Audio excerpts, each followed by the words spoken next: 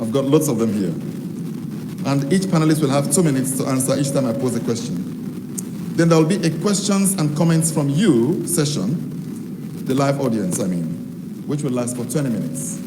And finally, the panel's response and their closing remarks, and they will each have 2 minutes to do that. I will close with my parting thoughts. But first, what is proportional representation? When I posted on social media that we were having this debate, and I wanted people's contribution, a lot of the contributions bordered around what is PR. They didn't know that. It is a type of electoral system under which the number of seats a party gets in parliament is determined by the percentage of votes the party wins in an election. So the seats are distributed proportionate to how the people voted. The essence of such a system is that all votes contribute to the results. That's what the proponents believe. Not just a plurality of a simple majority in which the winner takes all in a single member constituency. This can cover an entire nation, in which case the whole country serves as a single constituency, or by district or province, in which case that geographical area serves as a constituency. This explains why in 1996, Sierra Leone tried a system that used the whole country as a single constituency. In that case, political parties drew up a list of the total number of nationwide seats in parliament. In 2002, it was modified to the district block system. Under that system, each district served as one constituency, and the parties contesting in each district prepared a list totaling the number of parliamentary seats allocated to that district by the then independent National Electoral Commission. In all this, there is a threshold which a party must hit to be considered for a seat in parliament. It varies from country to country, just like the PR system itself has varied forms. The threshold was 5% of votes won in 1996. That was how the DCP, Democratic Center Party, predominantly voted for in Kono districts, and the NUP, mostly from the base of the then MPRC, got seats in parliament. And that was also how in 2002, Johnny Paul Koroma, believed to have been voted for mostly by the security forces, got a seat in parliament under his PLP party. The most widely used varieties of PR electoral systems are the party lists, PR, which is practiced in more than 80 countries around the world, more or less the same as we practiced here in 2002 and in 1996. The arguments in the lead up to the 1996 and 2002 elections included that a large swathe of the country at the time could not be accessed, and that constituency boundaries could not be delimited due to the war and the struggle to establish central government authority throughout the country. Critics of the new proposal argue, among other things, that unlike then in 96 and 2002, every corner of Sierra Leone is now accessible and the boundaries are clearly delimited. Proponents, however, say, among other things, that more than ever before, Sierra Leone has been sharply divided in the last decade. Hence, the PR system is needed for national cohesion. Whatever your take is on this, we'll listen to our panelists. And I'll start with Ambassador Mbaba Kamara, who has 4 minutes to make his case for proportional representation being the best for national cohesion and for democracy. Starting now. Thank you very much, Mr. Moderator. Your just short resume, just short brief introduction has more or less made the thing quite clear for us. You mentioned that the pros and cons of proportional as against the first past the post system. and the two elections that have been held under the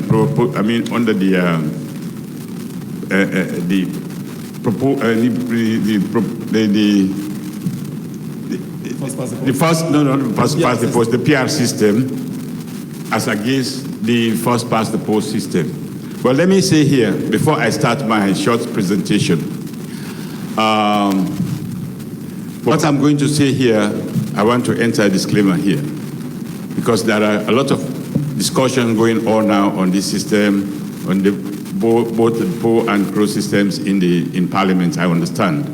What I'm saying here is purely my own material and my own belief in the system that I'm going to present, that I'm going to advocate for. Nobody has influenced me, no of the parties.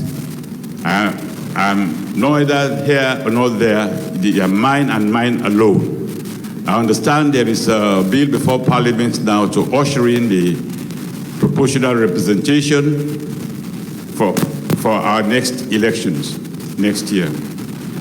Much as I thought is the best system for our country, considering this current situation in our country, I also believe that a lot of people after this discussion might be swayed to support the proportional representation model. But they are also equally, what should I say, the way and manner in which I understand the bill has been presented to Parliament make them very skeptical.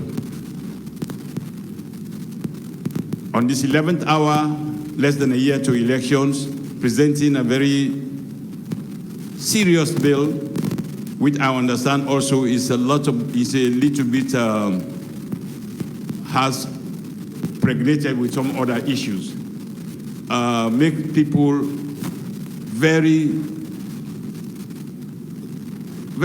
more or less a little bit uneasy about what is going on. I don't know what is on there. I don't know much about the bill, but what I know is I'm very passionate about the PR system, in particularly for a country like us, Sierra Leone, considering our current situation. Let me start my short presentation before my time winds up. Sorry, 1 minute to go. Yes.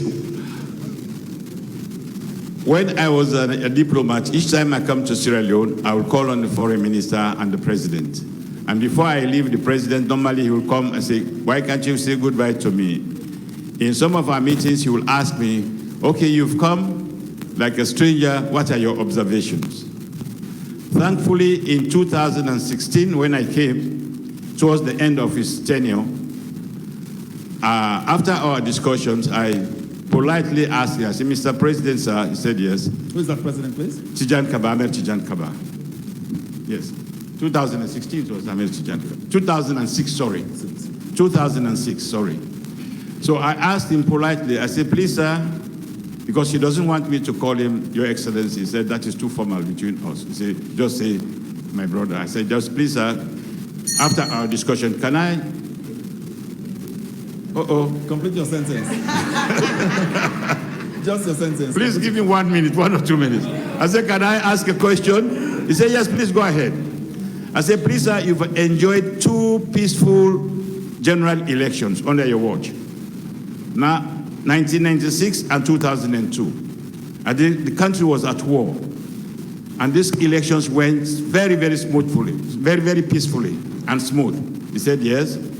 I said, well, why do you want to go into a system, want to take us back into a system that over the years we all know, because some of us have suffered have practiced out of experience, those 2 systems, have the benefit of having witnessed the 2 systems. Ambassador, I'm afraid I've got to stop you there. I'll come back to you later during the second round. You definitely will have another bite of the cherry.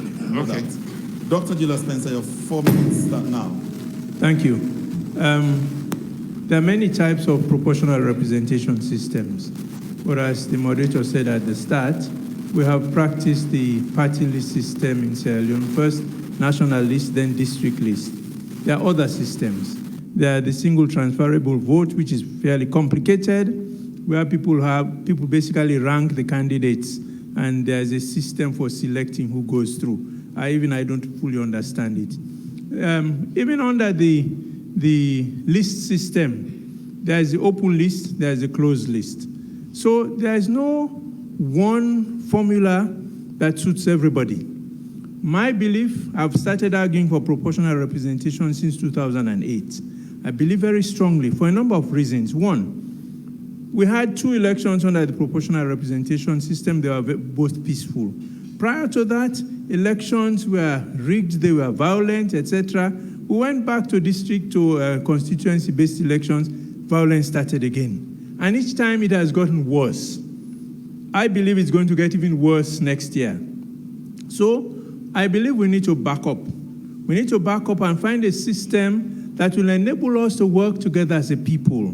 What we find now is the party wins elections, it takes everything. Those who are in opposition, right after the election, all they are concerned about is how do we get those out of power? Those who are in power, how do we stay in power? That's what the focus is. Therefore, there isn't enough focus on national development. We cannot arrive at a consensus as a people as to what we want. The country is now divided sharply down the middle, east and south, west and north, to a large extent. Our parliamentarians have become the breadwinners for their constituencies because people no longer understand what the role of a parliamentarian is. You have a funeral, you have a wedding, your child is sick, you want to put your daughter through Bondo, you go to your parliamentarian. So the parliamentarians, their salaries will never be enough for them because they have all these pressures. Now, I believe that under a proportional representation system, we will not have all of those pressures. First of all, if it's a party list system, it is the party that becomes the focus, no longer the individual. Although you could even have a system under the PR list system, well, why can't we have party primaries in each district for those who should be on the list? It's not impossible. So my view is that, yes, proportional representation, but we need to have a lot of discussion and dialogue to agree on what we want and what would best suit us. We cannot rush into it, I don't believe. Now, there are lots of things that we need to look at. We need to look at, if we take even the methodology for deciding on the number of seats a party gets, it cannot be blanket. If we go in a district, for example, there may be 10 seats in one district and there are 15 in another, and there are 5 in another. How can you have just the same percentage? If you have 5 seats, you divide the number of seats, 100 by the number of seats. Then you know what a party has to get 1 seat. If you have 20 seats, same principle applies. That's my view. But I also believe that proportional representation should cut across all levels, not just parliament, the executive, the number of ministers, ambassadors, etc. you get should be proportional to the votes that you have received. Local government, you have what they call the ward committees. It is those who win that determine who gets onto the ward committees. Now, if there's a proportional representation system, even if you are voting for one person, based on the proportion of votes you get, will determine the number of people you have on that ward committee. My view is that this system will get rid of a lot of the tension. It will enable us to focus on national development issues. Thank you. Thank you very much, Dr. Spencer. Leonard Thompson, you are against the motion. Tell us why, please.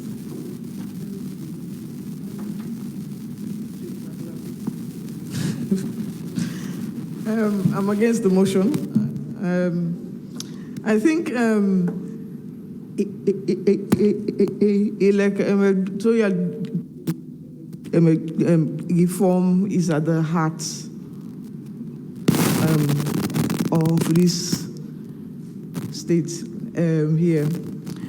First of all, before I go on to mine, I want to take an issue with the actual motion of the day. It says true democracy. Now, in my opinion, there is no such thing as a true democracy. Even in the oldest and mature democracies that we have, democratic governance has to be nurtured. It's a process.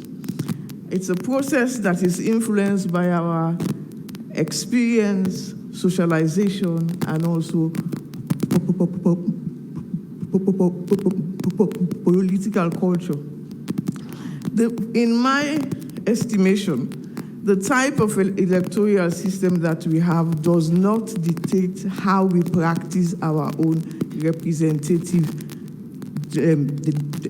democracy. In Sierra Leone, we have used first past the post as a scapegoat for our ills of our society.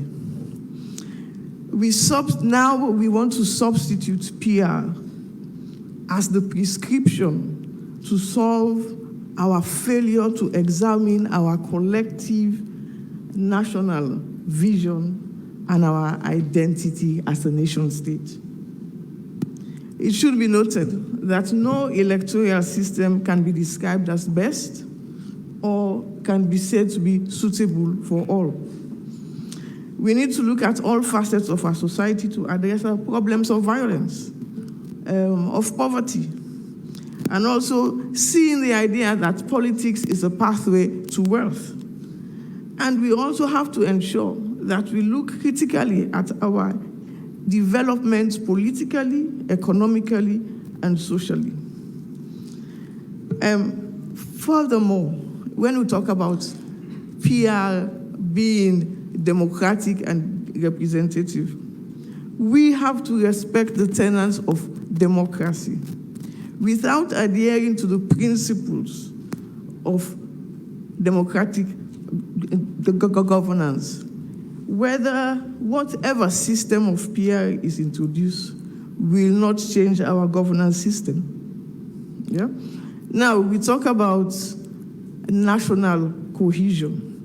It is important. I think we are all afraid of 2023 because the tension is so high. But you cannot say with PR that would lessen the tension, because we have failed, as I said earlier, to examine the cause of those tensions. Introducing PR, to my estimation, would be recycling the tension, moving it from one space to another space. Now, so we have to look at issues of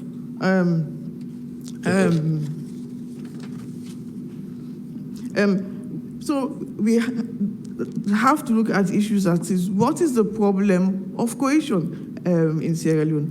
And one of the problems of cohesion is our governance system. We lack the type to ensure that we adhere to democratic governance.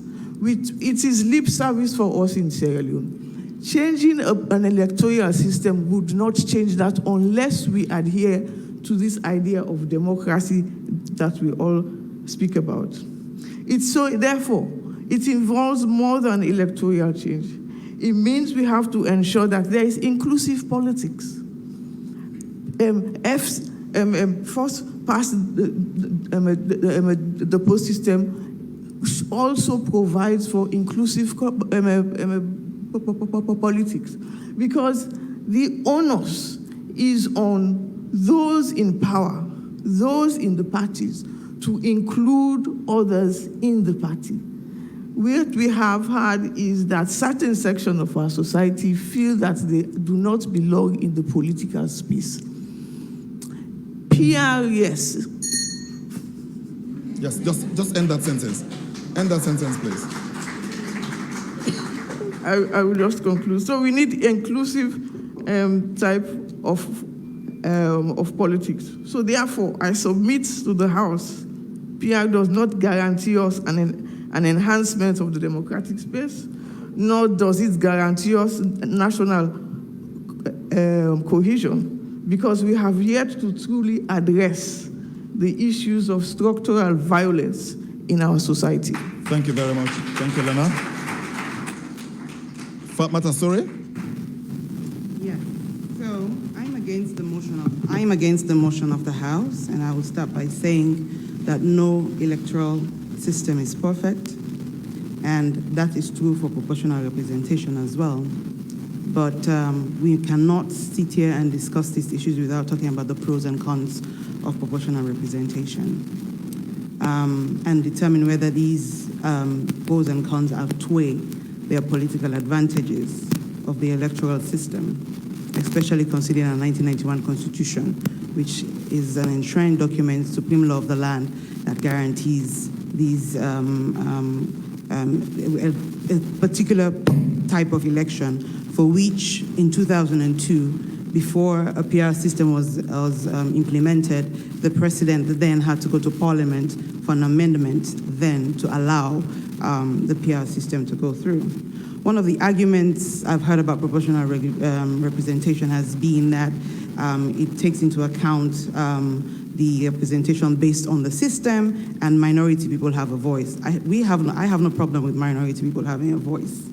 The problem I have is with the legislative gridlock that we sense with the PR system, the disconnect between the populace and the representatives in Parliament. The fact that in a democratic society where since I've turned 18, I've been known to make a choice as to who represents me, and I can cast a vote to determine that, and that is taken away from me and given to a party and a nucleus of few individuals that will take us back to what seemed like a one-party system within the parties themselves. And so competition becomes inter-party competitions amongst the individuals within the parties compete amongst themselves for position in the list and for hierarchy on the list. Who determines that? Only a few people. Yes, they're saying people vote, but we know very well that the system that we have and what we have observed over the years, it turns out that power circulates around just a few, and we don't want that. We have a situation where in countries where they have practiced the PR system, they say the minority parties hold the tail that wags the dog. And that is because they have a lot of influence over the decision-making of the majority party. And that's especially in certain circumstances where there is not absolute majority, but there's representation. And the minority parties can determine to tip the scale in favor of certain policies. And that is the gridlock for our legislation that will worry us, because as poor citizens, we would suffer. Additionally, the citizen of Sierra Leone, look at the dynamics. We have to look at our literacy rates, and introducing a PR system will change and cause a lot of difficulty. Already as it is, when we've done the, several elections, we still have void votes, and we still have challenges with people going to vote and understanding how to vote. And then now we're thinking of having a situation when the PR system comes in, voting systems change, tally systems change, ballot counting changes, and so it requires a lot of training of the officials. Then you come to budget and expenses. As a country, we're always crying for budget reallocation and non-availability of funds, and we go into a system where we're changing our electoral system. It requires robust education of the populace, first of all, because I'm sure when I go to the village and tell my people that you can no longer decide on who represents you in Parliament, they will be offended. Don't think that because they're uneducated, they don't know their rights. And democracy is the will of the people. How will the people exercise their will if the right to vote is taken away from them and a list is actually developed by the parties? And don't forget that with the proportional representation list, whether it's closed or open list, that it's based on the hierarchy on the list that you get to make into Parliament. So if your party gets 30%, only 30% of your members on that list will make it. That doesn't mean that expresses who the people want to represent them, and that doesn't mean that as a representative, you know the constituents that you're going to be representing. So that disconnect is why we're against the motion of the House. I believe the problem in this country is not so much with the electoral system. It is with the political culture that we have imbibed in our people, in the citizens' mind, and the mindsets of the people that politics comes with violence, and the fact that people are not held accountable for the violence that is perpetrated. If people see that people who do perpetrate violence are actually held to books, then we would have a situation where we would not need to change the system, but change our minds. It will be. Thank you very much, Mrs. Sorie. We'll come back to you shortly. And it's rebuttal time. I'm not sure who goes first in terms of wanting to rebut or respond to whatever that has been said by those on the other side. Ambassador Kamara, it seems you want to. Thank you very much. I have listened to the two speakers, and they couldn't be far from the truth. First and foremost, what proportional representation does is that it makes the country as one constituency. For instance, when you practice it in 1996, the party in which I belonged had representatives in almost all the districts. But that's our point, Ambassador. No. Hold Those on. who come on the top of the list Yes. are not determined by the voters, but by the party. But when you talk of a one country, when you talk of a national party, it should get the nation to represent it. Right. You're talking of All People's Congress, it should be All People's Congress, the country people. You talk of one people, one country, it should be the people of this country. In 1996, after the elections, you talk about SLPP, you had people from the north, from the south, from the east represented in parliament. You talk of PDP, which is represented, we have the leader of the party in parliament were from the south. You had two from Pujaun, you had a member of parliament from Kenema, you have a member of parliament from McKinney, you had from Freetown. It was a national party. That's how we should look at it. And people misunderstand the role of members of parliament. Member of parliament, to us, we see as somebody who, as my brother here already alluded to, who goes and pays children's school fees, big bridges there, try to do certain things. That's not the role of the member of parliament. The role of the member of parliament is to legislate, to make good laws for the citizens of this country. And also, the member of parliament is to have what they call oversight committees in the parliament, to go around and see what is happening. You don't take the role of the local council, whose responsibilities it is to make the roads, to do certain things. Why do members of parliament become corrupt? Because they are being taxed to do certain things. That's not the role of member of parliament. People look up and say, oh, I don't have a member of parliament. No, you have. The district has members of parliament. Approach them, whether they are members of your party or not. They should solve your problems. Not your problems of paying your children's school fees, problems of paying your children's medical bills. No, that's not what a member of parliament is for. Thank you. Right. Thank you very much. Dr. Spencer, among other things, Lena spoke about the fact that it is, well, I think they both did, the political culture is the problem, to the extent that if you don't fix that, no matter the electoral system, you'll still be saddled with that. Exactly. How do you fix the political culture? That's the question. That's the question. I agree with all they said. But what we disagree on is the pathway. How do we get to where we want to get to? If we stick with this system, we're never going to get there. It's only going to get worse. That I am sure, I can guarantee that. And we've had proportional representation for 2 elections. And the evidence indicates that it was peaceful. I was a member of a cabinet which came out of a proportional representation system. I sat in cabinet with people from many parties, PDP, SLPP, UNPP. We're all in cabinet. But the president was the leader, and we followed the leader.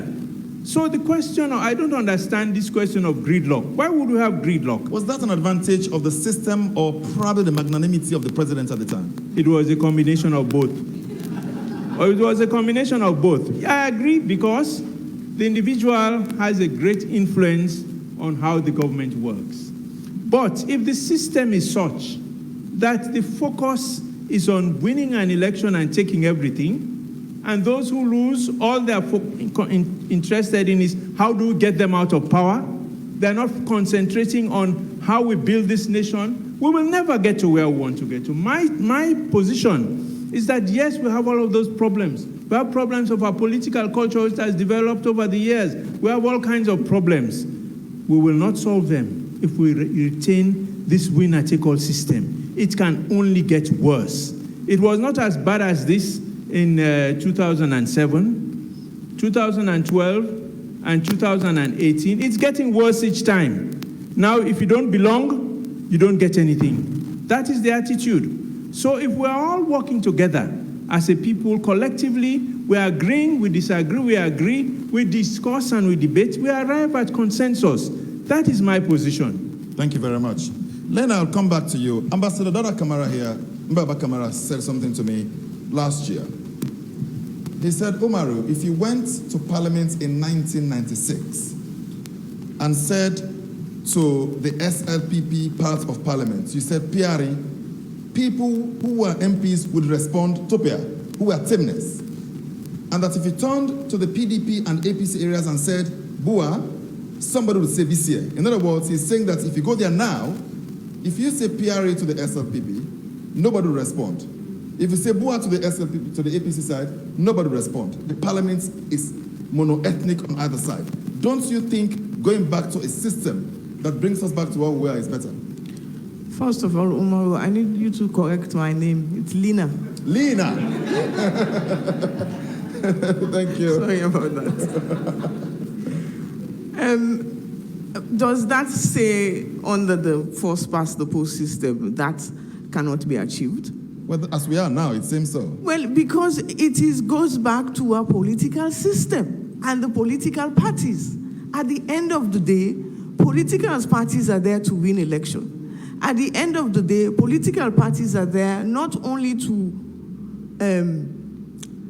have their own supporters, but also to entice those who might not necessarily support them to their own camp. Therefore, winning an election is about making inroads in those areas that you would not normally have support.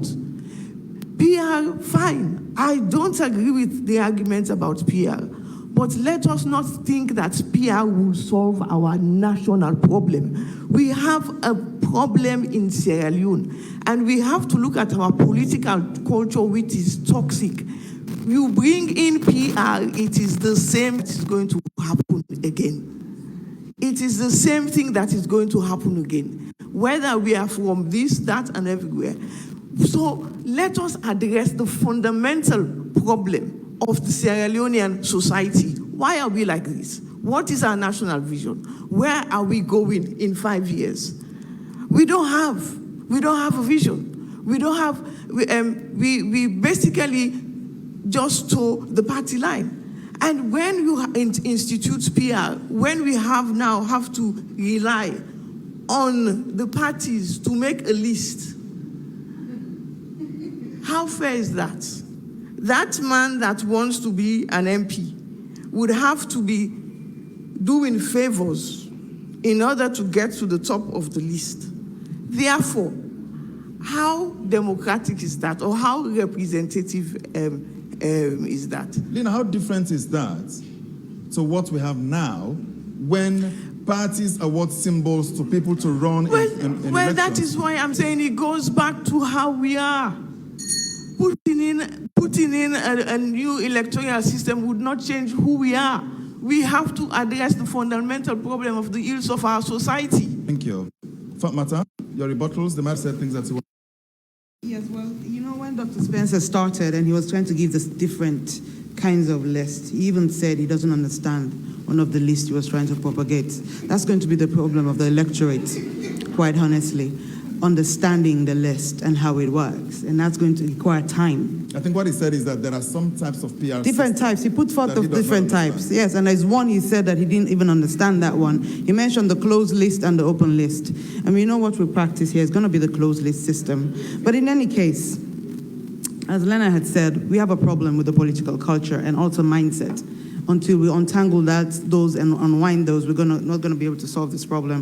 We're not going to be able to achieve democracy in the manner which we think we want to, considering the number of years that we've actively practiced it, and we're not going to be able to achieve cohesion. Now, cohesion also rests with the government and the people in power for the day, because at the end of the day, there has to be a space, the environment created for the other people to feel as if they can thrive within the system. If they feel as if they're under siege, then we'll have a situation where sometimes the reaction is one that will not be something that the government would look lightly on, you know, like the recent protest that happened. But the PR system is not one that we can say, for instance, is not reflective of the minority. Because at the end of the day, we have the CSO, and most of the time what the CSOs do is to actually articulate the views of the minorities. And you cannot say, when under the first past the post system, somebody has been elected to represent you, that because you did not vote for that person will not articulate or represent your views in parliament. That cannot be tenable, because at the end of the day, we also have to find a way to hold our leaders and representatives accountable. But when there's that disconnect, I cannot, at the next elections, voice my discontent towards my representative, because at the end of the day, there's complacency in the government and in the party, because they're on top of the list and they don't care, because at the end of the day, they'll make it to parliament regardless. And if they get 10%, I'm on the top 10, I'm going to make it regardless. So I don't care about my people. So saying that because the people come to you with demands does not make you, it's not parliamentarian enough. It's for you to actually postulate your position to your people, serve your people well, make sure there is development and progress, so your people cannot come to you for the bundle. Culture, society, as they're saying, they cannot come to you for food, but they would be content because medical facilities are working, tap water, running water, electricity, and everything else is within a society. Thank you very much. Ambassador, one of the advantages that has been, advanced by people who believe in the PR system is that it saves money at by-elections, in which case there is no election to replace a member of parliament. But under a PR system, what happened in Tonkolili last month could not have happened. People could not have voted against the party they had first voted for when they want to make a change, because the party list will be followed and somebody else from the party will automatically come up. Doesn't that defeat democracy in itself? That's the problem, because first and foremost, you see, we tend to advance too much politics in our people. Once it is a poor country, mind you, we are always bottom of the ladder, 10% below. We cannot afford the resources that we spend, and human and material resources we spend every now and then on elections. After the general elections, take for instance, the by-elections have become more expensive now than the general election itself. You have groups here, presidents go, other members of parliament go, they spend, they build roads where roads should not have been built, they go and give millions here where millions should not have been given. You know, the whole system is rotten because of this first past the post. As you alluded to the other day, I said, you know, in 1996 and 2002, you go to parliament, you don't get the scenes that you are getting now, because parliament was a representative of the people of this country. One people, one country, all people's Congress, everybody represented. You have people, people of one country, of one region representing this, and you know the country becomes one. Now it is no longer there. After 2007, what do we see? A divide. The country begins to divide. As you rightly said, you go, you see to your left, they say Bise. You go to your left, to your right, you say Mpiari Apaseke. I mean, all these things, they are not good for the health of this country, for the development of this country, for everything that we want to move this country forward. This is a disorganized country, politically, and you cannot help it. Now, you know, after 2007, we start having camps. What you call it? The Wasum stars. Now you have the Pauper stars. You have all sorts of things. This was you were never before. It's a divided country. Thank you very much. Dr. Spencer? If I were to ask all of us in this room, how many of us know our parliamentary representative or know our local council representative? I can guarantee that not up to 50% of us do. I don't know who my parliamentarian is. I don't know who my councillor is in my local government area. The fact remains that voting is done along party lines. We all know that. There are some parts of the country where we say you put dog safe, then go vote for them, as long as you're under the right party. So the point about people having a say in who becomes a parliamentarian, I don't think is relevant. So, Spencer, isn't it the truth that, as it is right now, even if you don't know your MP, you can easily find out and know who that MP is and hold them accountable, as opposed to under a PR system when that person was not elected specifically for your constituency? Well, it depends on how you look at it. If I want to find my MP, yes, I can find my MP. But I don't go to my MP because I don't need anything from him in particular. My MP is not supposed to be taking care of my needs. My MP is supposed to be representing me in Parliament. He's supposed to seek my views before he goes and talks in Parliament. Do they do that? Most of them don't. They don't consult their constituents. Local government is what is supposed to deal with development issues, not parliamentarians. But the whole thing is now confused. Parliamentarians don't even know what their real functions are. Local government doesn't know what its functions are. I'm not talking about city council. Don't look at me like that. City council, not Freetown City Council. How do you attribute that to the first past the post? Now, look at what has been happening. I'm not talking out of the blue. The evidence is there. The situation is now such that people who win elections, it is for them and those close to them. I'm asking, when you say some councillors don't know their functions, some MPs, does the PR system eliminate that? No. It is something that has happened over time. It has happened over time. My point is, if we do not put the brakes on now and look at the system we're operating and change, we are going to continue going downhill, which is where we're headed. Right downhill, we are going to fall off a cliff pretty soon if we're not careful. I believe that the system for electing parliamentarians and the way I call it the spoils are distributed, I call it the national cake in my play. The way the national cake is distributed, it is kept to one group. Whoever wins gets the whole cake. The rest don't get. Thank you very much. Famata Sorie, let me give you these figures. In 2018, the elections we last held, the NGC got 9% of the total votes in the country, but it got 3% of the seats in parliament. The C4C, which got 5% of the total votes in the country, got 6% of the seats in parliament. You think that's democratic enough, representative enough of the votes? Well, we know the constituency system relates to the population and numbers. So it's the numbers that carry the day at the end of the day, but at least there's representation. So you cannot say there's currently no representation in parliament. Fair representation. So that's why we started. When I started my debate, I said to you there is no true system that will work that without its hindrances or challenges. But what we're trying to show is that at least the PR system does not tip the scale when it comes to first past the post, because first past the post has its own merits, and most of it is enshrined in a 1991 constitution, which is the ground norm of the land. And so if you want to change it, you're going to change significant things. Don't forget the 1991 constitution came into being as a result of a referendum, and we have to be mindful of what went on before we got to where we are today, and so we have to respect that. But regardless, there's representation, Omaro, and that doesn't change anything, because the PR system would give you representation, but we have all the challenges. So it doesn't solve the situation. The change is not with the system. The change is with the people and the mindset. And you think that can't be fixed by dealing with the electoral system at all? No, it's not with the electoral system, it's with the people. Get the people to understand that the political culture has to change. That is one. Get our parliamentarians to understand what their roles and responsibilities are.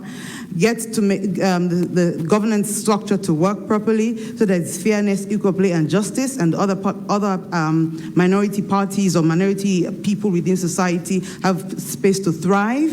Continue to open the space for CSO, who would usually articulate the views of the minorities with the work that they do on gender issues or political issues, you name it. So the climate has to be there, and that is what brings national cohesion. And we cannot talk about this thing without referring to Chapter 2 of our Constitution, which relates to some of the roles and responsibilities and the state policy that our government should be looking at.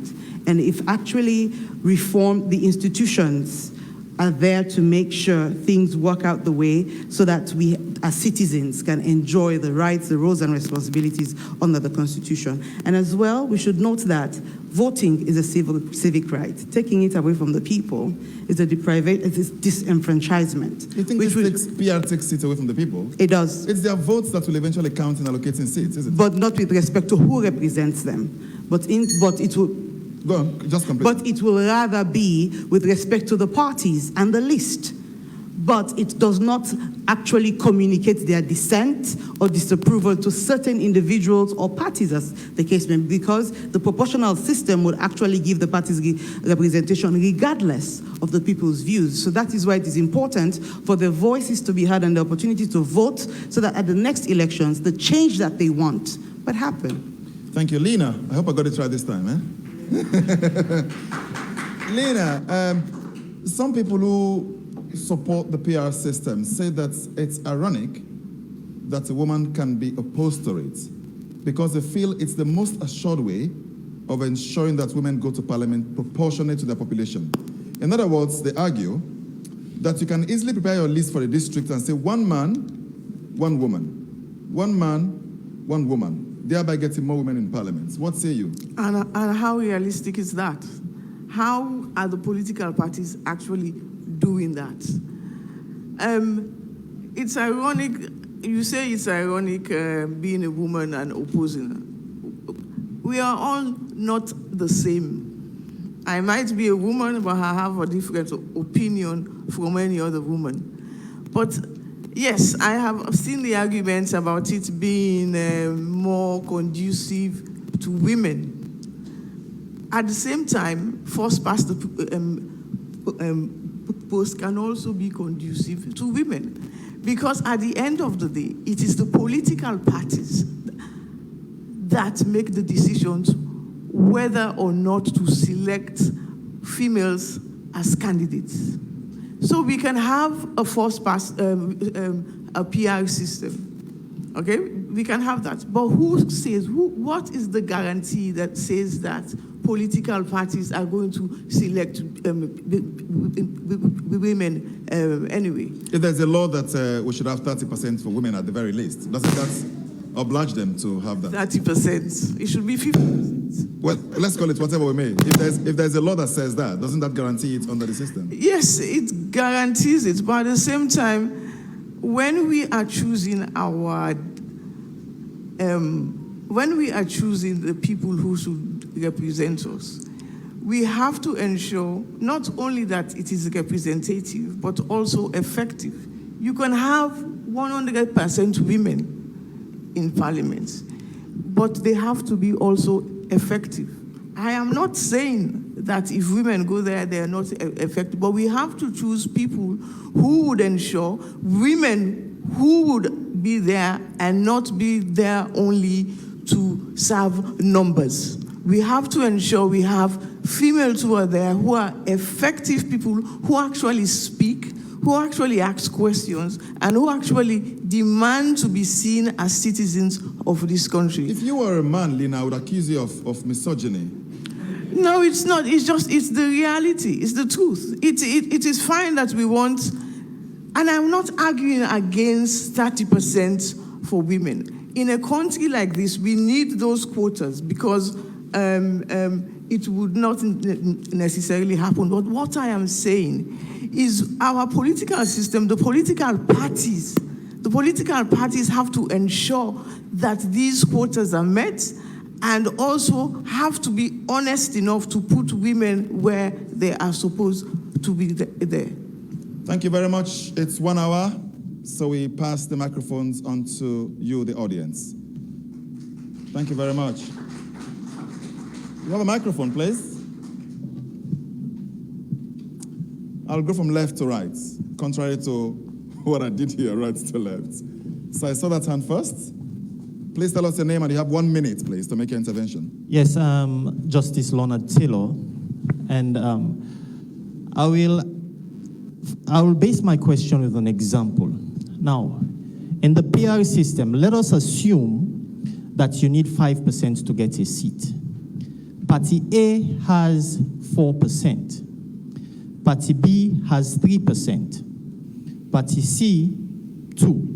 And then there's an independent candidate who only has 1%. Now, all these separate parties do not have enough to make a seat. Now, how does the PR system address that question? Secondly, with respect to national cohesion, I agree, my take is that The problem is not with respect to our electoral system. Now, the electoral system, regardless of whether it's PR or first past the post, is really a mess. In our own constitution, there is a provision which states that if a parliamentarian does not support what his party is saying, he will be punished. If we have a PR system, it will be even worse, because parliamentarians will be there only acclaiming what their party is interested in, and at the end of the day, hoping that they will be put higher on the list in the next election. So, which is what we're still suffering now, even when we have the first pass. So our problem with respect to national cohesion from this perspective is not with respect to the manner in which we select our parliamentarians at all. It is the whole system itself that has to be overhauled. Thank you very much, Justice. I see no hands. Okay, yes, Sarata. There's a hand here. Thank you. What I was thinking about when the gentleman there asked if people do know who their MPs are was that I don't know who my MP is, and I know a lot of people don't. Now, how do you get to know who your MP is in the first place? And what do MPs do? I mean, like, do they have a job description? What do they do? Do they hold surgeries that people can go and actually talk about their real problems, not the fact that their mum died last night or whatever? You know, how do we help these things to happen in society? I'm on your side. I'm on the side of the two ladies, not for obvious reasons. But I cannot see that PR will solve our problems in Australia because they're far too entrenched. The society is far too divided. And also, we need a lot of education and help. In the UK, we were talking about PR for over 20 years. It never happened, and we do have small parties with special interests, like the Green Party, for example, who were really doing well in certain sections of the society. And it never happened for them. They never made that leap into Parliament in the way that they would be able to affect some policies that would reflect what it was that they were pushing forward.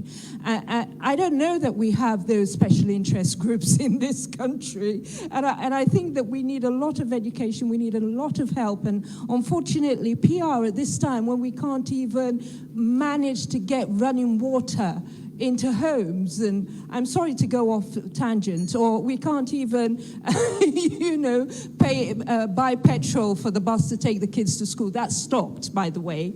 You know, we need to get the basics done. How can we talk about PR when nobody's ready for it? Thank you very much. Thank you. Saw a hand here.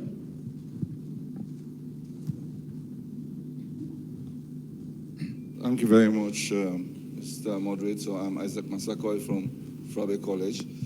I'm on this side of the debate.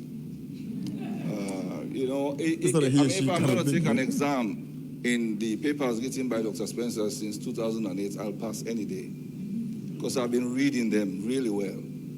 And, you know, from time to time I talk to him about these things. You know, I'm haunted by my past. I grew up in this city. I've lived there for more than 40 years. So I know, and I lived at Brookfields area. There was no UE building at that time. So that gives you an idea of what I'm talking about. And I know what this constituency thing does, you know. By-elections, we've talked about I really hate by-elections in this country. Because suddenly, the whole country descends on one small part of the country. And they are harassing the people there. There's violence, the media is there, CSOs are running all over the place, security forces deployed. So if we can get out of that system now, I'll be very happy. That's one of the points I want to make. Also, in terms of the list system, I don't want to run scared as to what parties will do. Let's agree to have the PR, and then we can work out the details as to how that list is done. Even if the devil is in the detail. Even if the devil is in the detail. Well, we will exercise the devil. The point I'm making, when the parties come to select the members of their list, they are not stupid. So I come from Pujon district, which is in the south. And in that district, it's a very diverse district. You have Vai people there, the Gola, you have the Krim people on the riverline. If you are a member of parliament, a party running in that district, make the mistake of choosing your MPs from one part of the district and see what will happen. Because in that district, there is an independent MP there that won the election over the dominant party there by more than 4,000 votes in 2018. This idea of people not knowing what to do is not true. Okay, thank you very much. I'll take one here and then move us. There's a hand there. Yes, please. Thank you very much. I'm also from FBC, but not. I think I would be at the side of those who represent the future there, and younger and so. And the question there about PR is that we are taking an executive problem and then shoving it to the legislation, to the legislative. It's PR is about, we talk about social cohesion. Social cohesion is with the executive branch of government. It's about how we structure that branch of government. So this whole debate is misplaced. What we need to talk about is executive power, not legislative power here. This PR, not PR. I see a hand there. Yeah. Zuman, thank you very much. My name is Andrew Lavali. I'm from the Institute for Governance Reform. I represent no side, and maybe that's why I'm in the middle. I'm in Jibril, to be honest. There was no fight between SLPP and APC in 1996. As a matter of fact, the rebels threatened us that they will cut our limbs if we dare vote. That's why there was a war. So, but I just have some questions that I want the two panels to clarify. We've done some calculations. Close to $6 million is being spent on 44 by-elections in the past 3 elections since 2007. We have currently about 23% of our members of parliament did not achieve 50% of their votes to get there. So I don't know, how do we reconcile the two? How do we correct this? And both sides are right. No, there is no perfect electoral system.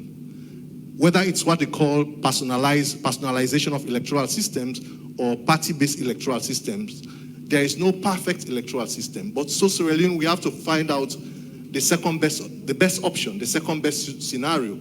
So how do we, in the light of waste, in the light of gender representation, what's the second best scenario? Thank you. Thank you very much. I'll come to this side.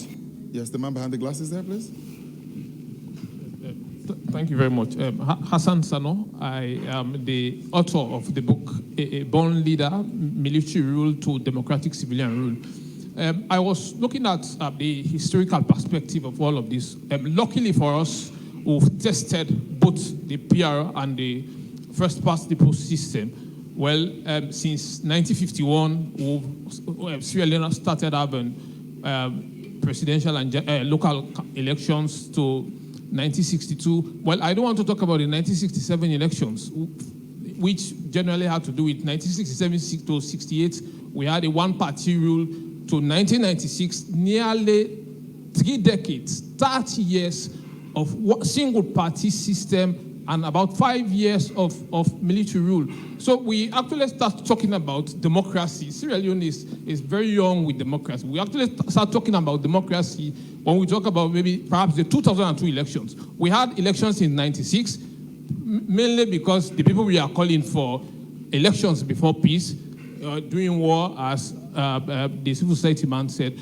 But the 2002 elections, as compared to the subsequent other elections, you see the difference. In 2002, we had the PR system, but the kind of tension we are seeing today, we did not see such, even though, well, one may say it was between SLPP and UNPP, Kefrasmat, and Kamara then, but the kind of tension, political tension within, in relation with the topic of the discourse, I think it is time we go back to the PR system and maybe we can try to quell down the political tension, particularly when we have a multi-party system, but dominated by two party systems, two political parties rather. This is what is happening. It is time we give room for smaller parties who have representation to have a say in the governance of the country. So PR system, I go with the other side. Thank you very much. That same wing, I will take, there's a hand right there. Right there. No, so I'm staying with that and then I come this way again. Yes. Yeah, thank you very much. I quite agree with Dr. Sisay that when you talk about system, basically it guarantee that introduced would have a violent re-election. And basically what we have to understand is that much of the tension that we experience in our country emanates from decisions of the executive arm of government. We know in theory that all the arms of government are equal, but in reality in Sierra Leone, the executive arm is more powerful than the other two arms. So you would find out that executive decisions are made which would lead to people losing their jobs. And when people know that their livelihood depends on the party that is in governance, then you begin to understand why we're experiencing all of these tensions. So irrespective of the system that we have at the parliamentary level, the fact remains that when executive decisions are made that would affect the livelihoods of people, you would... Said that the other point that I want to drum home, which I think is critically important here, relates to the point made by my senior there, Dr. Masakoi. Situation in which an independent candidate defeated the SLPP in an election. With a PR system, an individual who is dissatisfied with a list drawn up by the party does not have the opportunity to contest elections. So it deprives individuals. I do not subscribe of all of these political parties, contest elections and to defeat whosoever, any political. The PR system was party supremacy over people supremacy. That in itself undermines the notion of democracy, because democracy is a government of the people, for the people, by the people, and with. So I am pretty much sure that this House would agree with me. We should, with the first past the post system. Thank you. Because it guarantees a seat represents them in Parliament. Thank you very much. Just a quick clarification there. I'm informed by the Electoral Commission of Sierra Leone that if the PR system sees the light of day, it will make provision for independent candidates. Just so we get that right. It will make provision for independent candidates. And there's a formula. No, Okay, that's an important clarification. No, that's fine. I just wanted to clarify that. Well, the PR system as we know it, as was used in 1996 and 2002, I stand to be corrected because I was much younger then. I stand to be corrected. The PR system that was used in 1996 did not and 2002 did not cater for that. You're right. So would need further clarification as for independent candidates. Okay, thank you very much. And just a quick point. Sorry, Mr. Mansur, I'm sorry, I'm giving like 3 minutes. We need to move the microphone now, sorry. Sorry, here. Now move it this way, please. Yes, please. Thank you very much. One of the fundamental, Daniel Bondo, barrister and solicitor, one of the fundamental problems with parliamentary representation is loyalty to political parties as opposed to real democratic governance. A question here, to what extent does the PR system reinforce Article 77 IJK in the 1991 Constitution that allows for MPs to be removed from Parliament if they sat with and voted with the opposition, where members of Parliament are not sent to Parliament by their constituents, but their fate are determined by political parties. I have a personal experience in 1996 and the district block system in 2002 when a bill went to Parliament, and I can quote here Honorable Dambo was going to vote against that particular bill, and the late teacher Lagao, who was the SLPP leader in Parliament at the time, threatened that he would be removed from Parliament if he voted against that particular agreement, which was an American loan to the government of Sierra Leone, citing Article 77K. So to what extent does this panel agree with me that the PR system will reinforce loyalty to political parties as opposed to defending the interest of their constituents or the interest of the country? Thank you. Thank you very much. I'll take the back and then come to the front and come this way and go. So this way, please. Well, no, no hands in the back. So yes, I'll come to the mayor.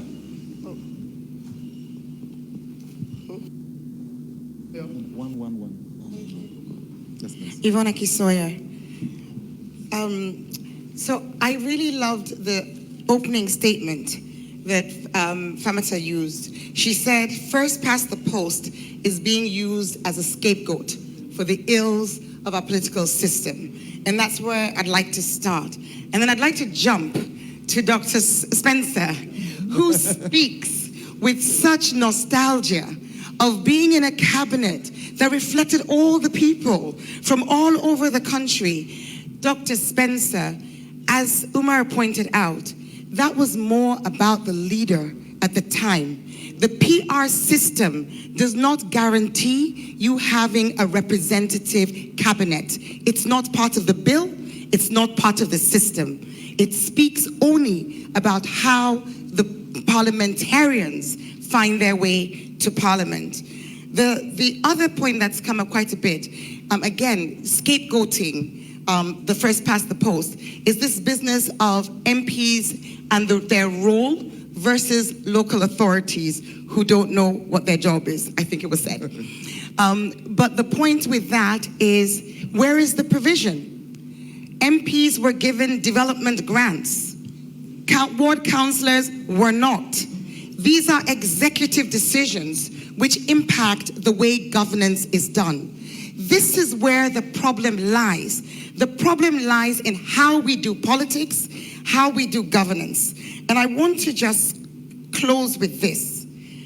Famata, again, quoting you, talked about the complexity of the PR system. And we've certainly heard and seen that. The different types, whether the list is closed, whether the list is opened, the fact that a electorate is largely illiterate. We have so many people who are going to be confused. I'm not a lawyer and I'm not an MP, but I do think, if I'm right, that there's a provision, there's an ECOWAS article that actually recommends that electoral systems are not changed within 12 months of a general election. And there's a reason for that.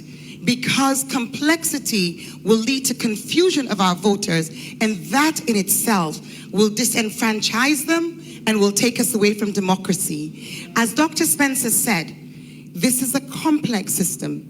If we want to introduce it, let's not rush. Let's take our time. Let's understand what kind of lists we'll use, what kind of PR system we'll use. Surely there's no reason why this must be done within the next 11 months, given the fact that we're dealing with a population that is unaccustomed to this level of change, are unsophisticated enough to be able to not void the votes in the existing system. So I'd like to humbly speak in favor of the ladies. Thank you. Thank you very much. All right. Thank you very much. Soyesengbe Maya. So a couple of thoughts I have on this issue. I've been speaking for the past 2 hours to some electoral stakeholders on the public elections bill. I am, disclaimer, entirely against the public elections bill, seeking to craft some provisions that would affect the Constitution of Sierra Leone. But I don't think we should be speaking in hypotheses, really, because we have utilized the PI system. We have also utilized the first past the post. Let's look at the numbers. And I like what Andrew shared earlier today. I read your piece. And Dr. Spencer spoke about national cohesion, a representative government. We have to deliberately craft some of these social values. We can't get them under the winner-takes-all system. It's impossible to get them. We can have a quota system through the PR system. We have to deliberately set a legislative machinery in force. Once we do that, we can now go into, dotting the I's and crossing the T's in terms of that system. It's not without its flaws, but we can craft a political system that is deliberate and purposeful towards national cohesion. As Satya was extremely elated when he spoke about a government with many shades of opinion, several political parties. And I looked at the piece Andrew shared, UNPP, PDP, several political parties. We can't have this with a winner-takes-all system. So we have to adopt a system that is deliberate towards national cohesion. Once we have the legislative pedestal, we can now work the numbers in terms of making sure that we have a safeguard. But winner-takes-all has time and time again shown that it's not workable, it's not functional. We need a deliberate and a purposeful system that is geared towards national cohesion. And on that note, I think I'm joining the guys on this side. And yes, PR system with all the mechanics that would make it work. Thank you very much. I'll come here. Yes, in the back. Sorry, I explained the formula. It's here, here, and here. So here. Yes, the guy in the back there, please. Yes.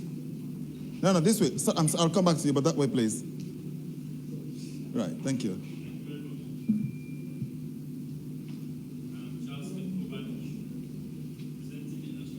So I can't hear you.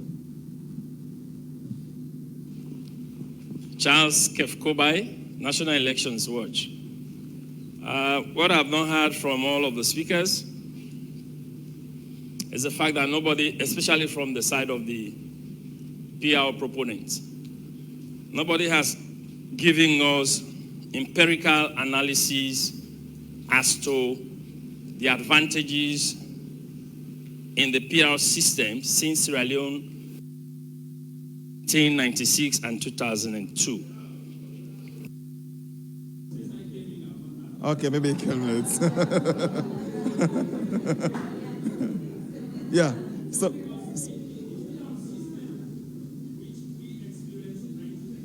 And in 2002, we saw too many cross-carpeting of those parties you've highlighted that were in parliament because of the PR system.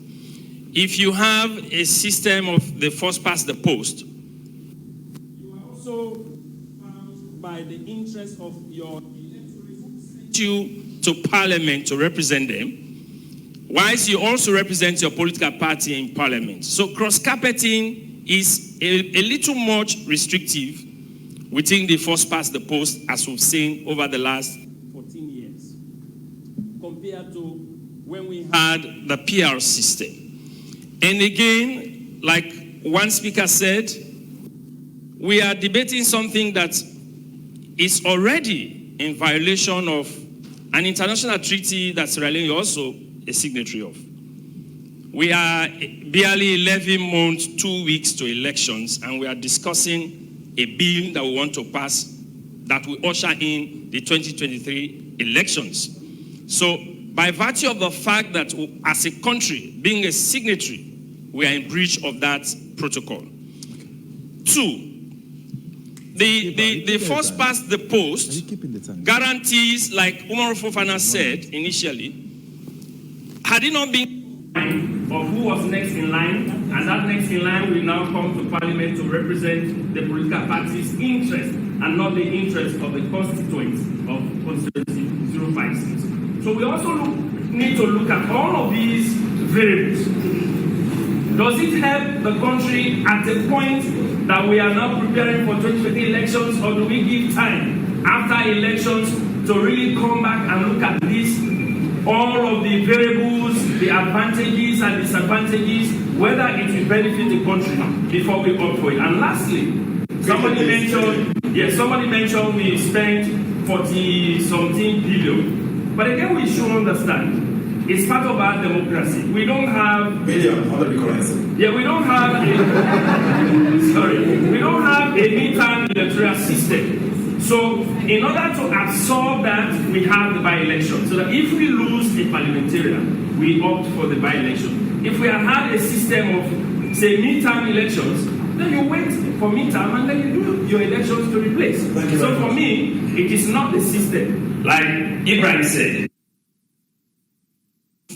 practice of our elected officials, especially the executive arm of government, that has brought about the confusion we have in our national cohesion. Thank you very much. I will just tweak my formula a little bit, and I'll take the lady, and then I'll take the last person to that side, and then I'll come to the panelists, please. Thank you. 1 minute. Rhoda Nuni, barrister and solicitor. This question is for Mrs. Sorie. You made a statement that the PR system may take Parliament further away from the people if not managed well. My question to you is, in light of the current situation in the first-past-the-post system, wherein generally people don't know their parliamentarians, they just vote as most people think on party lines, what would be the formula currently that you would propose if, as you're arguing in favor of the first-past-the-post system, that would make it a bit more advantageous over the PR system? And for you, Dr. Spencer, on the other side, since you were opportune to have been part of the last PR system, I would want to know, for instance, when it comes to having women representatives on the list, in order to avoid having tokenism, as it were, to say, like, you know, in some countries, people say affirmative action is sometimes not affirmative enough because you end up getting people who are not actually very qualified for the positions. What was done in your, as far as you know, to get the most qualified women on that list? Thank you. Thank you very much. I'll take one from this side. Yes, please, there's a hand here.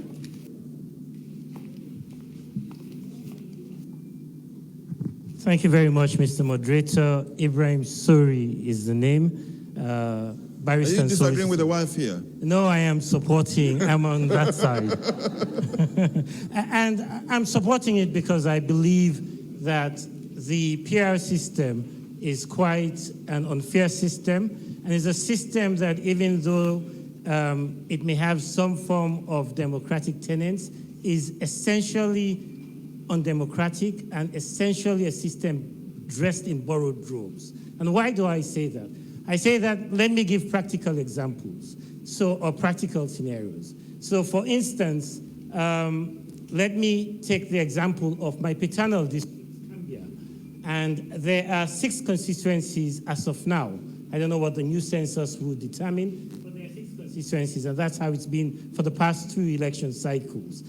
And let us say, for instance, Party A puts a list, and everyone in that list, the first 6 names of Party A, all represent a particular constituency, one constituency.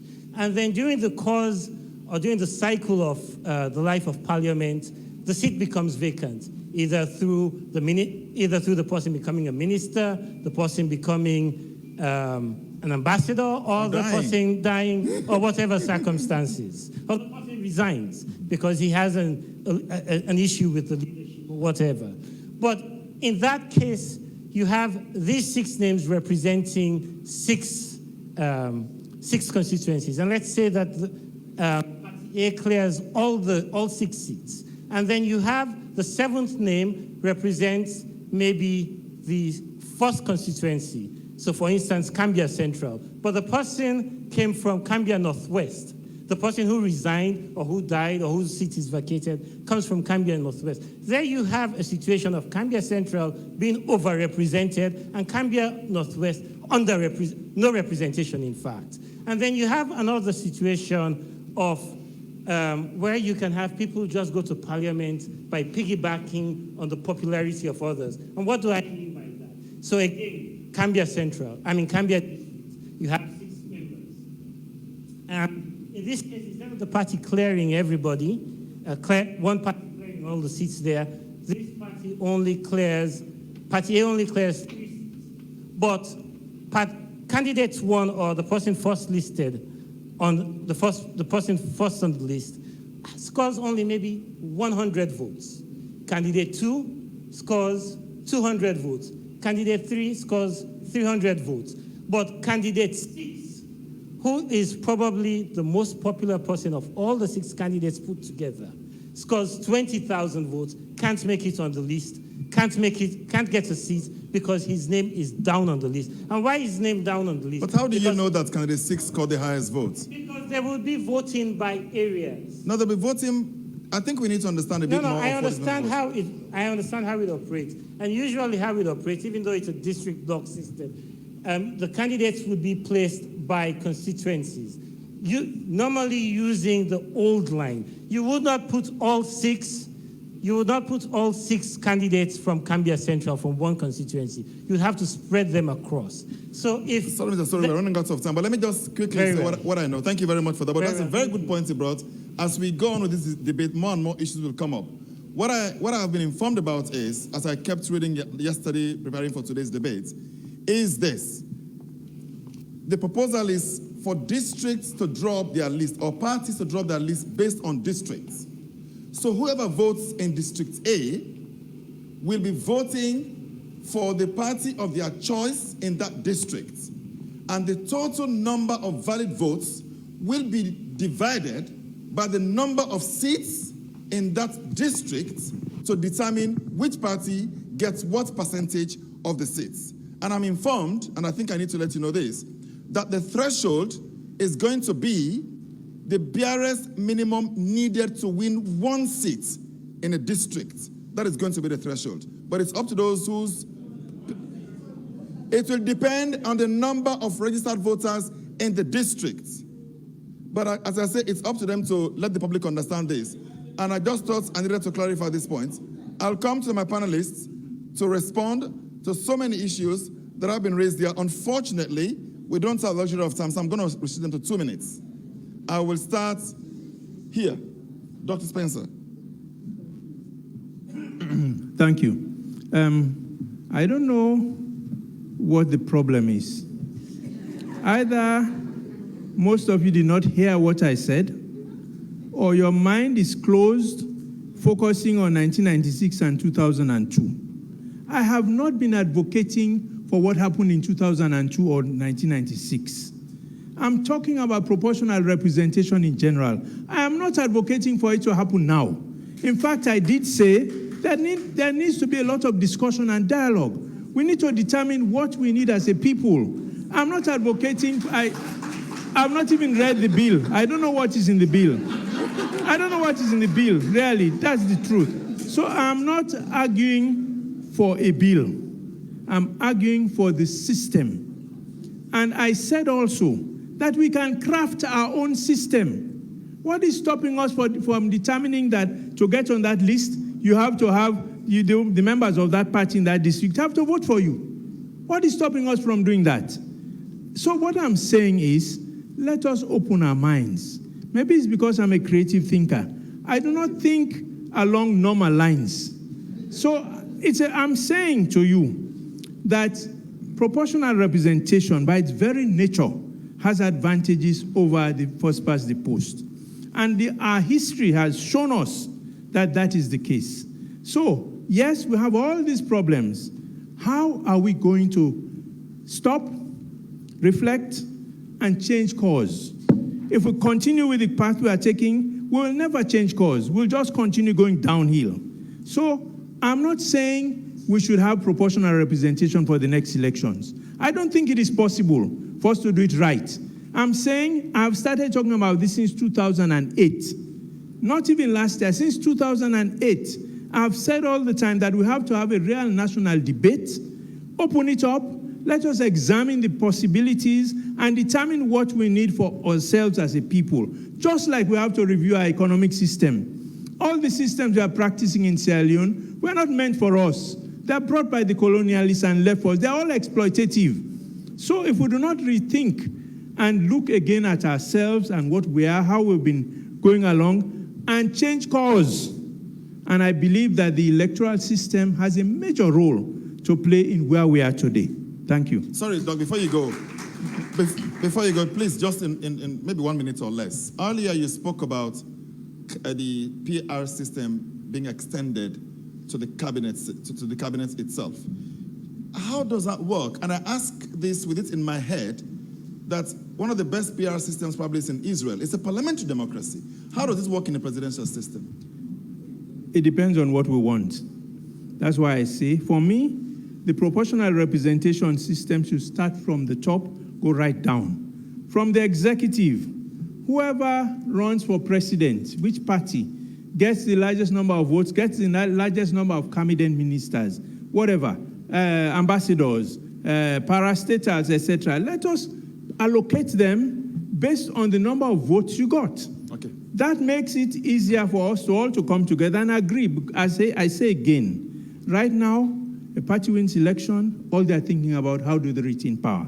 Those that lose, how do they get them out of power? That's all. Thank you very much. Ambassador. Thank you very much. You know, what I have observed this evening is that majority of the people here, deep down, they are not against the message, but probably the messenger, the person bringing the message. This is my own observation, and I believe strongly that people here, given the pros and cons of the past the post and the proportional representation, they will go for proportional representation. But probably they are scared stiff at the time in which this message is being brought, and the way and manner in which it's being brought. That's why they are. So you also agree that it's a good system, but wait, not for 2023. Well, probably people are thinking that why is it now, and who is bringing it? It's not the message; it's the messenger that they are probably against, or they are scared. They are very jittery that who is bringing this message at this time? They have something, their ulterior motive behind this. That is what I sense in this debate. Could that be paranoia? And paranoia, probably. But let me tell you something. You know, of course, the judge we are talking about, the threshold, that can be fixed. You know, the parliamentary system we've had in 1996, about 12 political parties, but only so many were able to make the threshold. That could be fixed. And people talking about political parties and the independence of the MP, first and foremost, before a party gives you a symbol, because it's a party that gives you the symbol, you have to support or to agree to the manifesto. An MP does not go to contest on his own manifesto, on the manifesto of a party. So you have to respect that manifesto. You should misbehave, the party should have the right to kick you out. Even if that misbehavior means serving your conscience and voting.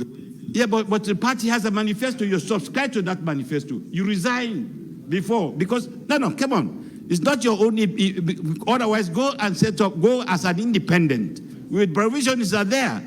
But if I go under this party and I contest under a party, then by force I have to abide by the rules of that party. But in democracies, Ambassador, that is exactly, that is why you have the right, that is why you have the opportunity to go to a party that satisfies you, or you go independent. Okay. But if I contest under this party and the rules of the party, I send you to parliament, you have to stay by the mix of that party. Even when our parties don't have any ideologies. No. There's no party, because you go to an election with a manifesto. Okay. And that is what you have, that you're going to stick by. Okay, Ambassador. You know? Okay. Then, please, just one more. Quickly, Ambassador, we're out of time, please. Okay, I know we're out of time. You see, one thing these women fail to realize, especially those on the other side. No, serious. Because we are talking, listen to me. We are talking about 30%. You can never achieve a 30% if with the first past the post. Do you mean these women or women? You can only achieve a 30% as of now with a list system, which is the proportional representation. 10 people, if you want to You cannot legislate by saying give them 30% without certain modalities. The only modality that guarantee you 30% is the proportional representation that will say 10 people, you put 3 there as women. You want this? That's the only system. Women, from studies, women are the ones who don't even vote for women at general elections. Thank you very much, Ambassador. Thank you so much. Madam, Mrs. Sorie. Let me start up for when the ambassador ended and let him know that when we had proportional representation in 1996, there were only 5 elected women. And the number was very low as compared to when we started in 2012 with 13% and 16 women, and 5th parliament, there were 12% with 18 women. And even though you see a reduction in the number, it's because of the increase in the number of the parliamentary seats from 124 to 132. PR systems do not guarantee female representation. If there was a need for, if we want female representation, we have to change our constitution. It is based on what my observation is and my interactions with Parliament. I see the need for constitutional reform. Which area do we need to change to represent women fairly? Which area? The election part, the election laws, and then we give NEC and PPRC the powers to regulate the parties, the list that they put